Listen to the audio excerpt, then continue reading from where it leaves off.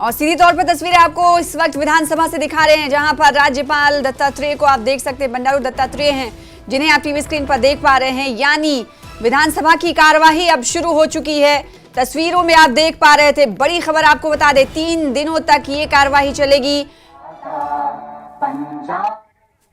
गुजरात मराठा द्राविड उत्कल गंगा विंध्य हिमाचल यमुना गंगा उच्चल जलधि तरंगा तव शुभ नामे जागे तव शुभ आशीष मांगे गाहे तव जय गाथा जन गण मंगलदायक जय हे भारत भाग्य विधाता जय हे जय हे जय हे जय जय जय जय हे।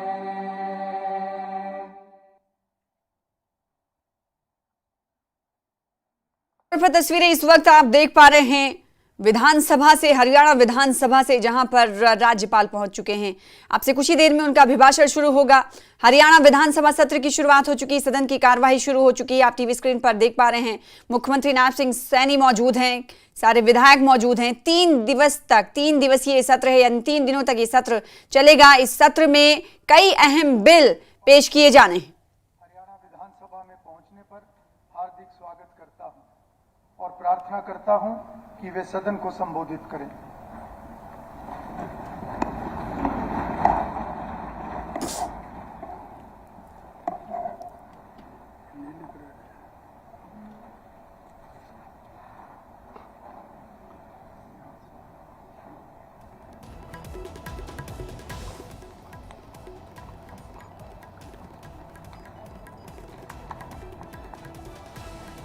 माननीय अध्यक्ष महोदय तथा सम्मानित सदस्यगण, नवगठित 15वीं हरियाणा विधानसभा के प्रथम सत्र को संबोधित करते हुए मुझे अत्यंत हर्ष का अनुभव हो रहा है। इस गरिमामय सदन के सदस्य बनने पर मैं आप सबको शुभकामनाएं देता हूं तथा आपका हार्दिक अभिनंदन करता हूं। प्रदेशवासियों ने हाल ही में संपन्न चुनाव प्रक्रिया में बढ़ चढ़कर भाग लिया और आप लोगों को अपने अधिकारों का पैरोकार बनाकर विधानसभा रूपी राज्य की इस पंचायत में भेजा है। मुझे विश्वास है कि विधायक के रूप में आप सभी अपने दायित्वों का निर्वहन पूरी निष्ठा और समर्पण भाव से करेंगे। इस 15वीं विधानसभा के 90 सदस्यों में 40 सदस्य ऐसे हैं जो पहली बार चुनकर आए। मैं उन सभी सदस्यों का विशेष स्वागत करता हूं। 14वीं विधानसभा में नवरत्न रूपी 9 महिला सदस्य ही चुनकर आई थी। मुझे बहुत खुशी है कि इस बार यह संख्या करीब 1.5 गुना बढ़कर 13 हो गई है।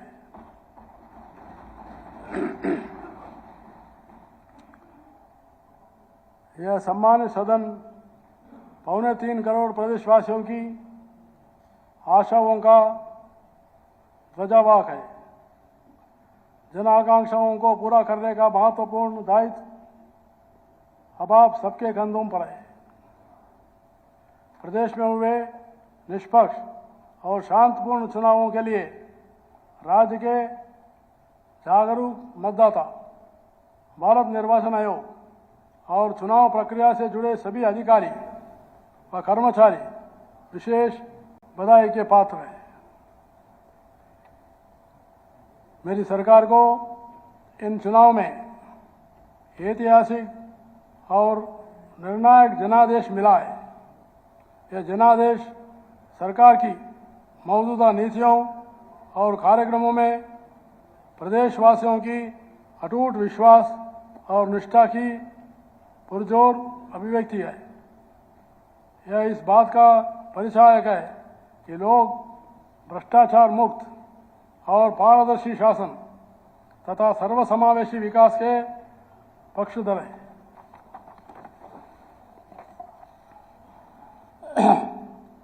यह जनादेश इस बात का प्रमाण है कि प्रदेश के आम जन ने सरकार की नीतियों को पसंद किया है और उस पर अपनी सहमति और स्वीकृति की मोहर लगाई है। हमारे प्रदेश के इतिहास में पहली बार ऐसा हुआ है कि किसी सरकार पर लगातार तीसरी बार भरोसा जताया गया है। वर्ष 2024 का यह चुनाव नीति, नियत, निष्ठा और निर्णयों पर विश्वास का चुनाव रहा है। मेरी सरकार ने 10 वर्ष से सेवा, सुरक्षा, सुशासन, सहयोग और अंत्योदय उत्थान का जो मिशन चलाया है, यह उस पर समर्थन की मोहर है। यह जनादेश है कि हरियाणा को विकसित बनाने का काम नॉन स्टॉप चलता रहे और हम अपने लक्ष्यों की प्राप्ति करें। राज्य के विकास से देश का विकास, इसी भावना के साथ मेरी सरकार आगे बढ़ते रहेगी। आज मुझे यह कहते हुए बड़े संतोष का अनुभव हो रहा है कि प्रदेश में गत 10 वर्ष में क्षेत्रवाद और परिवारवाद की संकीर्ण सोच से ऊपर उठकर काम हुआ है। साथ ही सरकार ने शिक्षा, स्वास्थ्य, सुरक्षा, स्वावलंबन और स्वाभिमान पर बल देकर प्रदेश के विकास को नई ऊर्जा और नई गति दी है। पंडित दीनदयाल जी का अंत्योदय दर्शन ने न केवल मेरी सरकार का मार्गदर्शन कर रहा है, बल्कि हरियाणवी एक का मूल मंत्र हमारे हर काम में झलक रहा है। हरियाणा को देश का एक जीवंत, गतिशील और उदयमान राज्य बनाना मेरी सरकार की परिकल्पना है। यह परिकल्पना ऐसी हरियाणा की है जहां खेतों में भरपूर पैदावार हो, औद्योगिक विकास का पहिया निरंतर गतिशील रहे, युवाओं के लिए रोजगार के भरपूर अवसर हो, बहन बेटियां सुरक्षित, सशक्त और स्वाभिमानी हो। एक ऐसा हरियाणा जहां किसान को उसकी फसल का पूरा दाम मिले, हर हाथ को काम मिले, व्यापारी का कारोबार फले फूले, जरूरतमंदों को तरक्की का दूर लाभ मिले और कोई भी अपने को उपेक्षित अनुभव न करे। मेरी सरकार ने माननीय प्रधानमंत्री श्री नरेंद्र मोदी जी के सबका साथ, सबका विकास और सबका विश्वास के मूल मंत्र पर चलते हुए प्रदेश में हर वर्ग को आगे बढ़ने के समान अवसर प्रदान किए। उन्होंने गरीब, युवा, महिला व किसान को विकसित भारत के 4 स्तंभ माना है। मेरी सरकार ने अपनी नीतियों का रुख इन स्तंभों को मजबूत करने की दिशा में मोड़ा है। सरकार की कोशिश लोगों को उनके लिए बनी हर सरकारी योजना का लाभ पहुंचाने की है और यही उनके उद्धान व कल्याण का मार्ग है। जब सरकार इस इच्छा शक्ति के साथ काम करे कि सरकारी योजना से एक भी पात्र व्यक्ति छूटे नहीं, तो खजाने से निकले हर पैसे का सदुपयोग जनहित में होता है। 1 दशक पहले के हरियाणा और आज के हरियाणा में अंतर दर्पण की तरह साफ है। प्रति व्यक्ति आय का विषय हो या फिर उद्योगों का विकास, सामाजिक सुरक्षा और जन कल्याण की बात हो या फिर कृषि में नवाचार की पहल, आज हर मामले में राष्ट्रीय फलक पर हरियाणा की दमदार उपस्थिति नजर आती है। विज्ञान और प्रौद्योगिकी के मणिकांचन संयोग से आज हमारा कृषि प्रधान प्रदेश पूरे वेग से प्रगति पथ पर अग्रसर है। यह परिकल्पना खोली कल्पना मात्र नहीं है। मेरी सरकार ने इस परिकल्पना को धरातल पर उतारने के लिए बाकायदा रणनीति बनाई हुई है।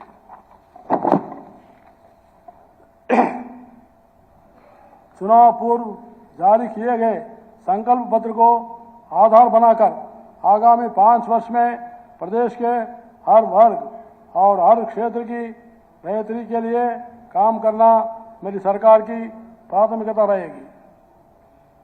कृषि माननीय सदस्यगण, हरियाणा कृषि प्रधान राज्य है, इसलिए किसान कल्याण मेरी सरकार की नीतियों के केंद्र में है। इस दिशा में मेरी सरकार ने कुछ दिन पहले ही अंग्रेजों के जमाने से चले आ रहे अभियान को जड़ से खत्म किया है। हरियाणा देश का ऐसा पहला राज्य बन गया है जहां न्यूनतम समर्थन मूल्य पर 24 फसलों की खरीद की जाती है।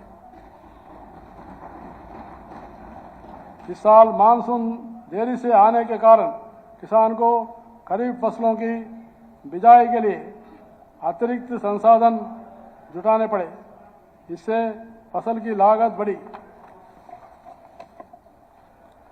इसमें राहत के लिए मेरी सरकार ने सभी खरीफ फसलों के लिए हर किसान को 2000 रुपये प्रति एकड़ बोनस दिया है। ऐसा हरियाणा के इतिहास में पहली बार हुआ है। रबी सीजन 2023-24 में फसलों को प्राकृतिक आपदा से हुए नुकसान के लिए भी 49,000 किसानों को 133 करोड़ 75 लाख रुपए से अधिक की राशि मुआवजा के रूप में जारी की गई है। जिन किसानों की जमीन बिजली की ट्रांसमिशन लाइनों के नीचे आती है उन्हें भी उचित मुआवजा दिया जाएगा।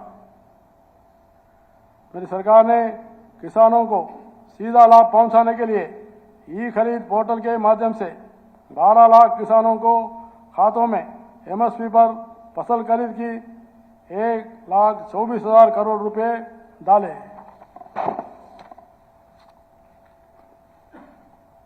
मेरी सरकार प्रदेश की वर्तमान जरूरतों को देखते हुए अपनी कृषि व्यवस्था में बदलाव कर रही है।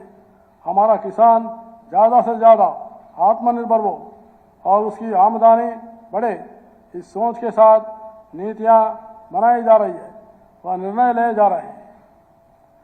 आज नकली खाद, बीज और कीटनाशक कृषि क्षेत्र के लिए बड़ी चुनौती बन गए हैं।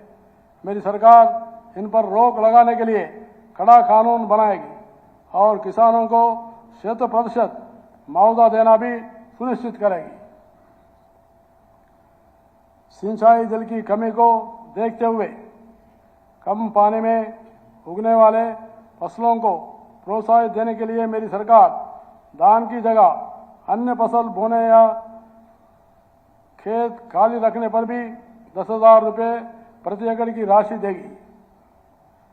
मेरी सरकार किसान उत्पादक संघ, एफपीओ और पैक्स जैसे सहकारी संगठनों का एक बड़ा नेटवर्क बना रही है। सरकार अत्याधुनिक 500 सीएम पैक्स स्थापित करेगी और किसानों को प्रशिक्षण, विपणन और वित्तीय सेवाओं के लिए वन स्टॉप सेंटर का कार्य करेंगे। कृषक समूहों को और पैक्स को अनाज भंडार के लिए गोदाम बनाने के हेतु 1 करोड़ रुपए तक का ब्याज मुक्त ऋण प्रदान किया जाएगा। किसानों को 48 घंटे की भीतर डीबीटी के माध्यम से फसल खरीद का भुगतान सुनिश्चित करेंगे।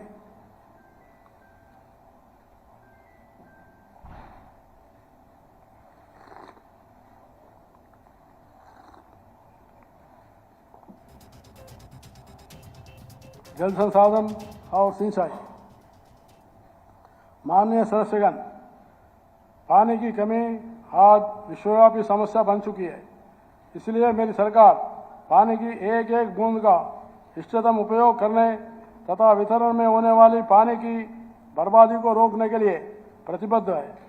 इसके लिए नहरों के बुनियादी ढांचे में सुधार जारी रखा जाएगा। सूक्ष्म सिंचाई 19,716 तालाबों के जीर्णोद्धार, गंदे पानी के उपचार एवं प्रबंधन की नीतियां जारी रखी जाएगी। मेरी सरकार रावी ब्यास नदियों के पानी का अपना वाहिद भाग प्राप्त करने और सतलुज यमुना लिंक नहर को पूरा करवाने के लिए प्रतिबद्ध है तथा इस मामले में निरंतर ठोस पैरवी की जा रही है। महिला एवं बाल विकास, माननीय सदस्यगण, प्रदेश में आंगनवाड़ी कार्यकर्ताओं के मानदेय में 750 रुपये और सहायिकाओं को मानदेय में 400 रुपये मासिक की बढ़ोतरी की गई है।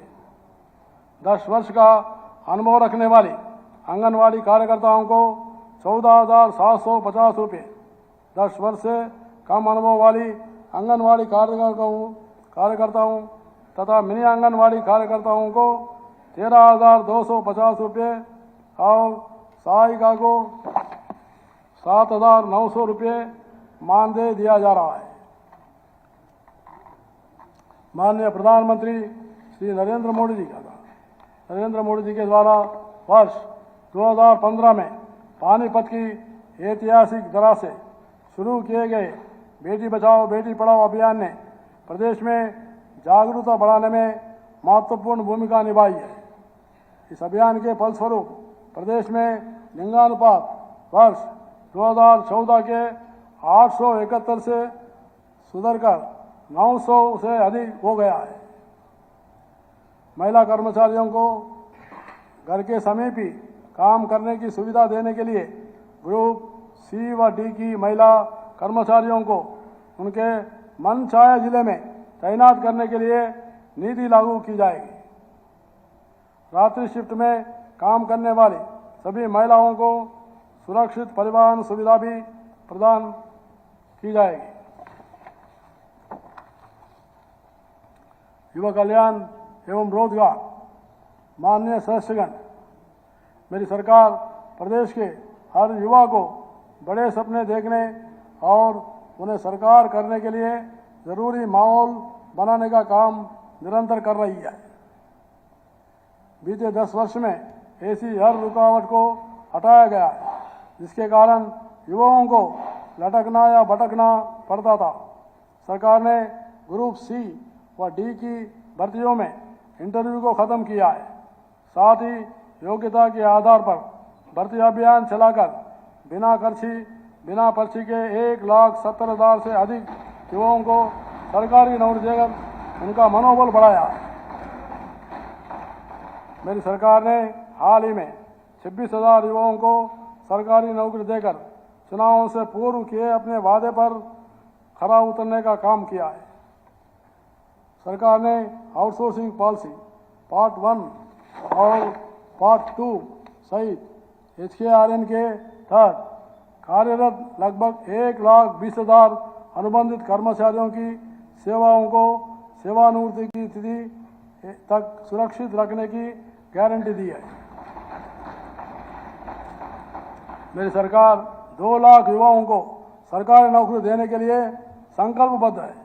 इसके अलावा 5 लाख युवाओं के लिए अन्य रोजगार के अवसर दिए जाएंगे तथा नेशनल अप्रेंटिसशिप प्रमोशन योजना में माध्यम से 1 लाख मासिक स्टाइपेंड की सहायता भी दी जाएगी। CET की परीक्षा पास करने वाले सभी युवा जिनको 1 साल में नौकरी नहीं मिलेगी उन्हें अगले 2 वर्ष तक 9,000 रुपये मासिक दिए जाएंगे। विदेशों में रोजगार पाने की इच्छुक युवाओं को सरकार उचित मार्गदर्शन और मदद प्रदान करेगी। टंकी रूट की समस्या को पूरी तरह समाप्त करने के लिए विस्तृत योजना बनाई जाएगी।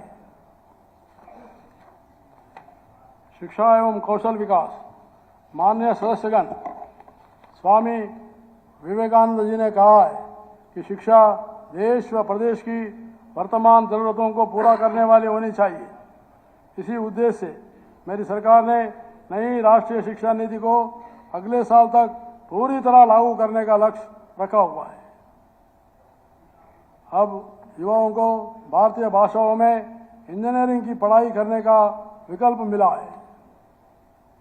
मेरी सरकार हरियाणा को वैश्विक शिक्षा का केंद्र बनाने के लिए संकल्पबद्ध है। प्रदेश में आर्टिफिशियल इंटेलिजेंस और आधुनिक स्किल्स का प्रशिक्षण प्रदान किया जाएगा। राज्य के शीर्ष 5 सरकारी इंजीनियरिंग कॉलेजों को हरियाणा प्रौद्योगिकी संस्थान बनाया जाएगा। आज हरियाणा भूस्थानिक ज्ञान और अंतरिक्ष प्रौद्योगिकी में अग्रणी होने के लिए तैयार है, जो आर्टिफिशियल इंटेलिजेंस, मिशन लर्निंग और जनरेटिव आर्टिफिशियल इंटेलिजेंस में भारत की प्रगति पर आधारित है। नागरिक संसाधन सूचना विभाग के तहत हरियाणा अंतरिक्ष अनुप्रयोग केंद्र हर्सक के माध्यम से सरकार स्मार्ट, सामाजिक रूप से प्रभावशाली और समावेशी शासन के लिए जियो आर्टिफिशियल इंटेलिजेंस का उपयोग करके समुदाय केंद्रित पहलों को आगे बढ़ा रही है। सरकार एक सशक्त कार्य समूह और उद्योग भागीदारी के समर्थन से अपने स्वयं के उपग्रहों को डिजाइन करने और बनाने के लिए एक साहसिक दृष्टिकोण की दिशा में काम कर रही है। नागरिक सहभागिता के प्रति हर्षक की प्रतिबद्धता के साथ हरियाणा टिकाऊ समुदाय केंद्रित निर्णय लेने के लिए तैयार है, जो अंतरिक्ष प्रौद्योगिकी और नवाचार में अग्रणी है। खेल। माननीय सदस्यगण, आज हमारे युवाओं को खेल में भी आगे बढ़ने के नए अवसर मिल रहे हैं। हमारे युवा खेल जगत में बड़ी उपलब्धियां प्राप्त कर देश प्रदेश का नाम रोशन कर रहे हैं। मेरी सरकार के प्रभावी प्रयासों का ही परिणाम है कि प्रदेश के युवा खिलाड़ी वैश्विक मंचों पर रिकॉर्ड संख्या में मेडल जीत रहे हैं। हमें गर्व है, कुछ ही दिन पहले पेरिस ओलंपिक में 2024 में देश को मिले कुल 6 पदकों में से 4 पदक हमारे खिलाड़ियों ने जीते हैं। इसके अतिरिक्त कांस्य पदक विजेता हॉकी की टीम में भी हरियाणा के 3 खिलाड़ी शामिल थे। इसी प्रकार पैरालंपिक में देश को मिले 19 पदकों में से 8 हरियाणा के खिलाड़ियों ने जीता है। मैं अपनी व हरियाणा सरकार की तरफ से उन्हें शुभकामना एवं बधाई देता हूं। इन उपलब्धियों को और आगे ले जाने के लिए मेरी सरकार खेल इंफ्रास्ट्रक्चर को ग्राम स्तर तक ले जाने के लिए निरंतर काम कर रही है। हर जिले में अलग अलग ओलंपिक खेलों की नर्सरी बनाई जाएगी। हर ग्राम पंचायत को 25 लाख रुपए तक की खेल प्रोत्साहित राशि उपलब्ध करवाई जाएगी।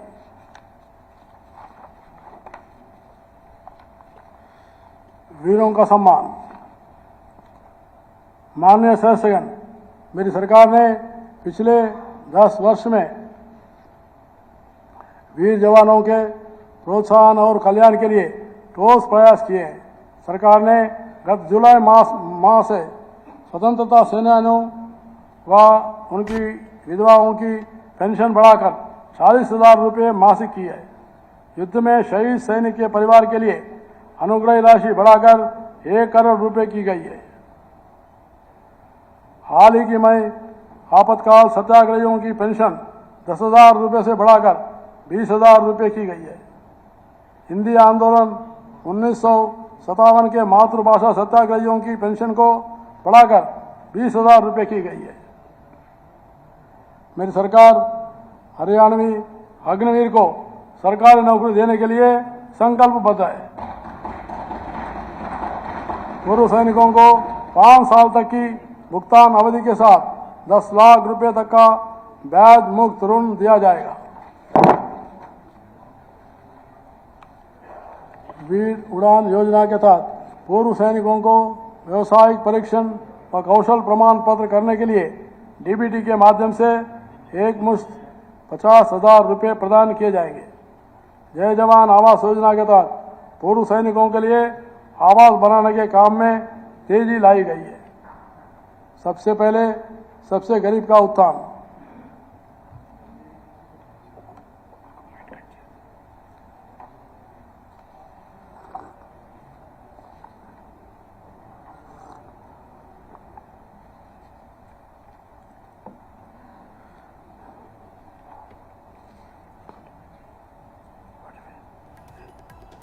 सबसे पहले सबसे गरीब का उत्थान। माननीय सदस्यगण, बाबा साहेब डॉक्टर भीमराव अंबेडकर जी का मानना था कि किसी भी समाज की प्रगति निचले तबकों की प्रगति पर निर्भर होए। मेरी सरकार समाज के सभी पिछड़े और वंचित वर्गों के कल्याण उत्थान के लिए प्रतिबद्ध है। सरकार की योजनाओं एवं सैचुरेशन अप्रोच के कारण ही इसमें अनुसूचित जाति, पिछड़े वर्ग, हर समाज व हर क्षेत्र के परिवार शामिल है। मेरी सरकार ने पहली बार गरीब को यह एहसास करवाया कि सरकार उसकी है और वह सरकार में पिछले 10 वर्ष में प्रदेश की उपलब्धियां और विकास का आधार गरीब का सशक्तिकरण रहा है। लास्ट माइल डिलीवरी पर फोकस ने इन वर्गों का जीवन बदल दिया है। वंचितों की सेवा का यह संकल्प ही सच्चा सामाजिक न्याय है। वंचितों को लाभ पहुंचाने के लिए